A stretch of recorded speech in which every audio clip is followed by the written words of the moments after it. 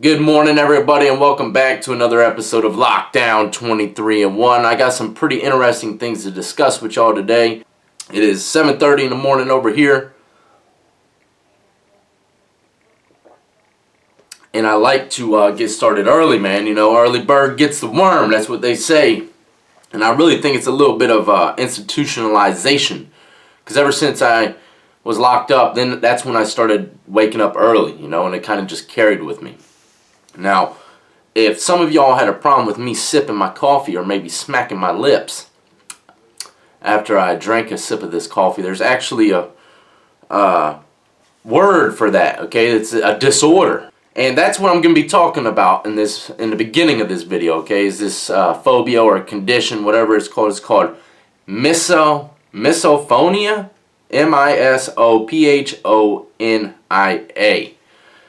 It is the intense or angry reaction to everyday sounds like chewing, lip smacking, sniffing, and pen clicking. You hate the sound and you tend to hate the person for making the sound. And you know, I've noticed in a lot of the comment box when it came to like Grizzy's videos, he'll either eat, you know, get the cheese off his fingers and pick his teeth, and there's some people, man, that this really aggravates, okay? Well, I'm here to tell you, if that really aggravates you, you want to stay far, far, far away from prison or jail, and I'm going to get into why. But this is a real condition, and I don't know if it's not too much of lip smacking that bothers me. I think it's other little things. I can't really think off the top of my head what it is, but there are some things that people do that really irk me, and it makes me not like them as a person just because of what they're doing, the sound that they're making, or whatever it is. You know, it's a disorder. So, look that definition of that up. It'll really break it down to you. So yeah, that's what I'm going to be talking about, and also telling you a couple stories about how it messed with me. Oh, snoring. That's one of the things that really bother me, man. I'm talking about big time snoring. I can't stand people snoring. It'll drive me insane, and I got a story to go with that as well. Okay, just picture this. Have y'all ever been to a theme park?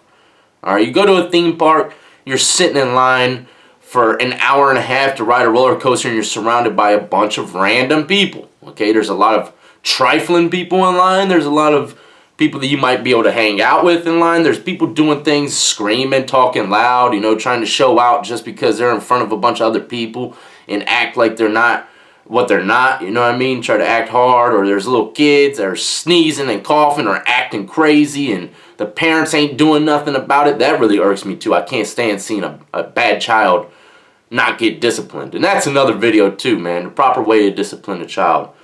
But you know, you're sitting in line and you got all these different people acting totally different from you. You know, and maybe there's a couple around you that are acting reserved and, you know, acting accordingly like you should in public. You know what I mean? But really, what is acting in public? Should you act reserved, or should you just be yourself? I don't know, man. I know when I go out in public, I stick to myself. I'm quiet. I don't really cause a scene or anything like that. I hate scenes. I hate it when people cause scenes, you know what I mean? So that's what I'm talking about. You're sitting in line with all these different people. Now just imagine this. You're living with those people for years. Because that's what it's like in prison, man. You're going to be living in a roller coaster line. That's what it is. And you're not going to, and I'm telling you, man, you are going to snap sooner or later. If you do snap, it might be at the wrong time and the wrong person. You might regret it. But you're going to have to learn to reserve yourself when you go to penitentiary, when you see this stuff. I'm talking about people smacking, picking their toes, picking their teeth, and then trying to cook meals for other people. You see it all, man. You see, you know, they go in the bathroom, wipe their butt after taking a dump, and don't even wash their hands and walk straight out to the telephone and use it. What are you going to do? You going to say something to them? You know, and start a fight and start something? I mean, it's up to you. It's up to that individual. How much does it irk you? And, you know, I see people snap all the time behind little things like this. I mean, some of them are not little, but you know, that's how it is. You know, you either got to deal with people's nastiness and their little flaws or whatever they might have. Are you going to snap out? You know what I mean? So anyone who doesn't like the smacking of lips and stuff like that, I understand where you're coming from. But look, this is a perfect example of what you're going to see when you go to the penitentiary. When you see all Griswold's videos, you're going to see about 1 million of Griswolds running around in the block. And are you gonna snap every time they eat spaghetti and slurp it up? You know what I mean? If that's the case, you're gonna be fighting 30, 40 guys a day. You know what I mean? You're not. You're gonna learn to deal with certain things like that, man. It's just stuff in prison is gonna irk you. Now let me tell you a story about my first day in jail, man. I'm telling you, it was insane. All right, so I go into jail for the very first time ever. Okay, adult jail. I'm scared. I'm a little nervous. I didn't know what to expect. But I've been in juvie for a while. I know how those guys act. I know the system a little bit. You know what I mean? And I get into this jail, and they put me in this area called Seaside. It's a new part of the jail, and it's a cell block, kind of like penitentiary with a tier. And there's cell doors, metal doors, and inside the cell is like 6 bunks. So there's like 12 people to a cell. So they put me in the first cell, and I'm paranoid, man. I didn't know what to expect. So I slept. I got to know a couple of the people in there, and one of the guys' name is Big T. It turns out that this guy runs the pod. Okay, he does. He's like a pod boss, but he's a good guy. He turned out to be a really good guy with a kind heart, but he was, you can tell, he runs stuff up in there. You mess with him, it's gonna be a treacherous thing to see. No one mess with him. Big dude, man. He's like about 300 pounds, and he used to do like 20 pull-ups straight. And if anyone knows anything about pull-ups, if you weigh 300 pounds and can do 20 pull-ups, let alone 10 pull-ups, you're pretty freaking strong, man. You're lifting like 300 pounds, you know what I mean? So this dude was Diesel, man. And I'll never forget it. So nighttime came, first day I'm in there, and a lot of things were kind of bugging me, people acting crazy and stuff like that. It didn't really, it was just annoying, but it wasn't really affecting me. I was getting used to being around all these people at once for the very first time. Juvenile, I was only in the cell with 1 guy. Now I'm sleeping in the cell with 12 guys, you know what I mean? So it was a big change.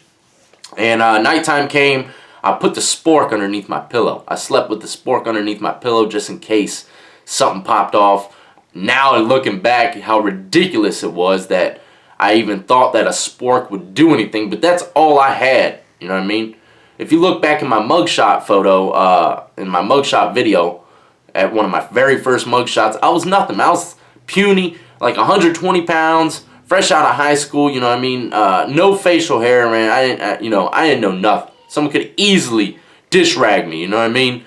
So I slept with the spork underneath my pillow in case, something happened. I might be able to do something, jab it in his eye or something. Who knows? But it's ridiculous looking back. So the night goes on and everybody's sleeping, and I'm still kind of wide awake. And all of a sudden, man, there's Big T. This dude's snoring like a Goliath. I'm talking about, it was like shaking the walls. It felt like it was rattling my brain so hard that I was losing my freaking marbles. There's one thing I can't stand, and that is snoring, man. It drives me absolutely insane. I'm talking about insane. So the next morning came around, and I told the deputy, I said, look, man, I got to get out of there, and I messed up, okay? See, when you need to get out of a cell or a cell block, you can't tell them stuff like, oh, I don't like what this guy's watching on TV. Or like what I said, man, I got to get out this cell. This guy's snoring. I can't take it. The deputy was like, bro, you're going to have to deal with it. You know what I mean? So I said it wrong. You know what I mean? So I waited until this lieutenant or sergeant, I can't remember what it was, walked through. So basically I was stuck in the cell for that day. I didn't get moved out yet. So the sergeant comes through, and I explained to him. I said, look, man, I got to get out of the cell. And the sergeant, and I told him why the snoring is driving me nuts. I got to get out there. I can't sleep like that. And the sergeant's like, all right, we're going to move you. So they moved me. This is like the second day that I'm in jail. They moved me to the cell like 3 doors down. It was cool. And look, a lot of people, when you move out of the cell, especially as soon as you get in there, they're going to take it a little personal. If you're in a cell with mostly black guys and stuff like that, you go into the cell and you're like the only white guy in there, and then you leave and go to another cell that has a few other white dudes in it. Look, they're going to think you're racist or something, you know what I mean? And that's kind of what was happening, you know what I mean? They were running their mouths like, oh, you don't want to be in here with us, you know what I mean? And, I was just letting her go off my shoulder, you know what I mean? I was just walking away, taking my stuff, moving the cell, and I kept hearing them running their freaking mouths, you know what I mean? And me being the young cat in the block, I couldn't take it. I had to go say something to him, you know what I mean?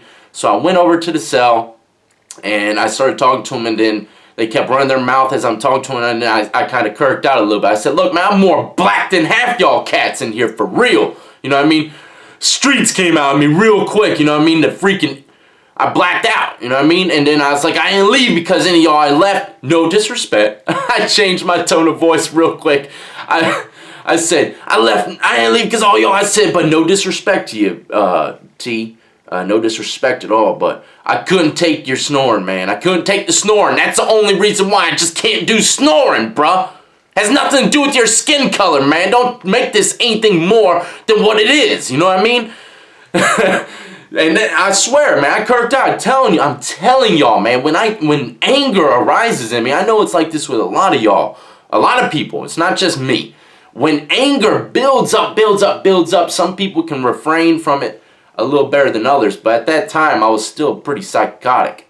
So, you know, all that getting beat up stuff went out the window. I had to speak my mind, and I did. And after that, man, you know, it was like I was part of the block instantly. It was like, God, man, do you have to snap on someone just to freaking be able to live in here or something, man? What's going on? So I realized that. And, you know, the snoring, okay, back to the main focal point here, okay? The snoring was driving me insane. And, you know, luckily for me, I was able to leave the cell, all right? But there's a lot of times where you're not going to be able to leave the cell. And like I said, it all depends on how you say things. Like, if you want to leave a block, you don't like the block for any reason, not because you're about to get beat up or something, but just because you don't like the block. It might not have any money.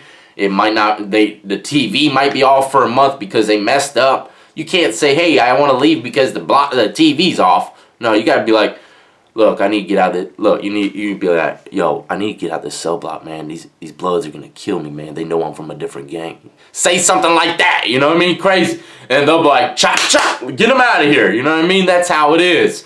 You gotta kind of say something else to these people, man, in order to get things done. Or call, get your family to call from the streets to someone higher up and you know, get them to say something crazy to them, and they will get you out quick. I've done that before. I went into a block and the TV was off. They lost all TV restrictions for a month and a half, but I was already a seasoned convict by this time. I walked in that cell block. I said, yo, why ain't y'all's TV on? They're like, it's gone for a month. And I said, oh, no, I got to get out of here. I said it out loud, too. I said, oh, no, man, I got to get out of here, bro. I left my bag right by the gate, and I was like, deputy!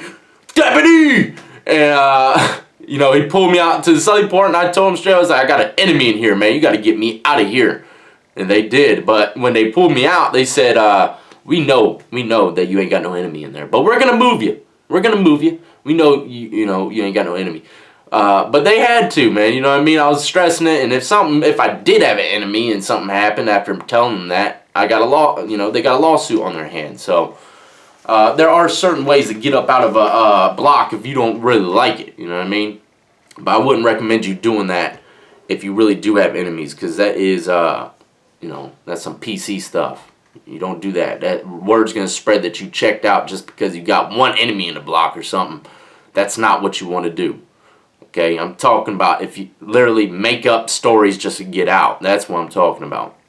So, all y'all people that got problems with people smacking and chewing food and stuff like that, man, I'm telling you, you're going to lose your freaking marbles. You're going to learn to get over that really, really quick in jail or the penitentiary, because there's a lot of people that are going to be doing things that you will not like. You're lucky that you're seen on YouTube, Griswold smacking his lips and stuff like that, or me eating a breakfast bite. You know what I mean? You're lucky that it's on YouTube, because you can press skip. Penitentiary or jail, you can't press skip. You're going to be living next to it. You know, there's some trifling people in lockup, man, and I know there's a lot of people out there that know exactly what I'm saying, you know? Now, here's another funny story about dealing with people that you don't really like, you know what I mean? But you got to deal with them, okay? One time I had a cellie in prison. It was a Muslim cat. This guy, man, you know, I didn't have no problems with him, but there were certain things that he did that just completely irked me, man. It was, you know, when I was in prison, I was state struck. Like I said, I do a lot. I kept everything nice and clean and tidy. And this guy was clean too, you know what I mean? But there were certain things that he did that I couldn't stand, okay? Like I said, he was a Muslim guy. Like, He would tell me, you know, sometimes to keep it down and don't be bringing people in the cell and stuff like that. I knew those rules, you know what I mean? But sometimes I would have to yell out the window, and he'd get all a little cranky by it, you know what I mean? And, you know, we would kind of have a few words like, bro, I got to talk to these dudes, man. I can't just whisper to them, you know what I mean? And we would kind of just argue back and forth for a couple seconds or minutes, and then, you know, he'd go back to sleep or something. But, you know, sometimes you got to deal with that too, homie, you know what I mean? I got to talk to people as well. I might be screaming in a vent, or I'll be screaming down, you know, down the tier, you know? So he just had to deal with it. But we slowly, after time of being with this guy, we both started to hate each other, man. I'm talking about we would just pick fights with each other nonstop. But this guy would always tell me be quiet. And then in the mornings, you know, butt crack of dawn, he's over there on the ground humming to Allah. You know what I mean? It's stuff like that. Like, bruh, I have no problem with you freaking doing your prayers or stuff. You know what I mean? But when they let you out for breakfast, go do it downstairs underneath the stairs where everyone else does it. You know what I mean? A group of Muslims would do it like underneath the stairs. They'll get together with their little rugs and, you know, start doing their morning prayers. You know what I mean? This guy, he didn't do it. He did it in the cell. You know what I mean? And it was annoying. It was so annoying, man. I'm like, I'm sleeping too. So I would always argue with him about that. And this other thing that Muslims do, they like to wash their feet and their hands and behind their ears and stuff like that all the time. Like before they do certain things, they gotta make sure that they're clean. Like, bro, you ain't got to do that for real, because that water that you're washing yourself with is not killing all them germs. It ain't going to make you clean to go to pray or something like that. You know what I mean? It ain't going to, it's not going to make you clean. I understand the meaning behind it, but in all actuality, bro, it's not going to make you clean, you know?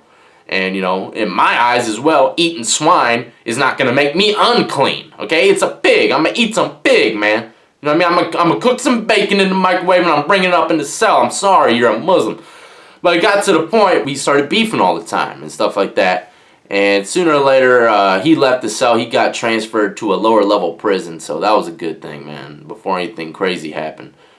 But I remember this one time, man, he telling me to be quiet. They called me for a visit, and he was sleeping. It's like 12:30 in the afternoon. He's sleeping. And he's like, you keep it down a little bit, man. I'm trying to sleep. I'm like, yeah, man, my fault. I got you, bro. You know what I mean? So he rolled over. He went back to sleep, rolled over, got his back towards me. I take his little Muslim praying oil, and I'm like, went to the VI smelling fresh. Now, I know this story might, you know, get some Muslims out there a little cranky. You know what I mean? But don't take it personally. It's nothing against your religion or anything like that. You know, I am a Christian, and I know a lot of people don't like Christians or Christianity. But I don't take it personally. You know, it's everybody has to each their own. You know what I mean? But just because I'm saying stuff about Muslims does not mean I don't like them. Okay, I love everybody. Everyone is God's creation. Okay, it's God's creatures. I love y'all, man. But that does not mean I can't like someone. You know what I mean? When you get to prison, you're going to soon realize you're going to have a lot of, or jail, you're going to have a lot of discrepancies, man. You just don't click with some people. Anyways, man, I hope y'all enjoyed this episode. You know, if you get anything from it, learn to control your disorder, because that's what it is. If you're annoyed by sounds and certain things people do, it's a disorder. It ain't the person that's doing it. It's you. You know, you got issues inside your brain to where you can't stand people smacking their lips. So fix it. You know what I mean? You're just going to have to deal with it sometimes, man. And every time, you know, you think about being in jail or locked up, just go watch one of Grizzy's videos, because that's exactly what kind of guy you're going to be locked up with. You know, I mean, I'm a little, when I'm locked up, okay, and I'm facing a lot of time, I'm a little state-struck. I like my bed made super tight. I like everything in order. I like my little brownies and honey buns and all my chips lined up perfectly. You know what I mean? And when Griswold was in the block, I'll never forget, man, he'll come in there, jump on my bed, and mess up my blankets, my pillow, lay there with his flip-flops on. I'm like, man, come on, man, get up out of my bed, just made that jank. You know what I mean? And he'll rummage through my chips and like, let's make a swole, man, let's make a swole, man. I'm like, it's 7:30 in the morning, Grizzly, get the hell out of my cell, bro. You know what I mean? And that's just how it is, man. But yeah, y'all get the point, man. Y'all get the point. So until the next time, man, I hope y'all enjoyed this video with your little morning coffee or whatever you do. And tonight, later on tonight, I'm going to do a little more Black Ops. If someone wants to squad up with me on Black Ops 3, I had someone squad up with me yesterday. We got it in. It was a good game. A good game. And I really do need to find someone a legit team to play Black Ops 4 with. So maybe we could practice together and get something going on Black Ops 3. You know what I mean? So stay tuned for that later on tonight. I am going to do another stream of video gaming. And I just want to thank everybody, man. Everybody on my live streams that donates, man. I swear. Y'all are amazing, man. It just blows my mind every time I get a donation, and it's just a wonderful thing, a wonderful feeling. It gives me a feeling of self-worth, even though I know I got self-worth. You know, I know that I have worth. You know what I mean? It doesn't take someone tipping me to tell me that, but it just makes me feel good, and it would make anybody feel good, I believe. And some of these major YouTubers, man, they get donations all the time, and I think they just kind of expect it now. You know what I mean? They don't really understand the fact that people are giving you money for pretty much nothing. You know what I mean? And that's a big deal, and people really need to realize that. So I'm very grateful for anything that everyone does for me, man, whether it's just a comment in the video, a like, or anything. But I really do thank y'all. Amazing audience. And if you haven't hit that subscribe button, man, y'all need to do it now. And if you enjoyed this video, please hit that like button. Please. And leave plenty of comments, man. I want to hear y'all's input on all this stuff. I love to hear other people's perspective on things. And as well, check all the links in the description of this video with the clothing, Patreon, all my social media, all that stuff, man. Go into links in the description of this video and check them all out, man. Until the next time, y'all have a great, blessed, and safe day.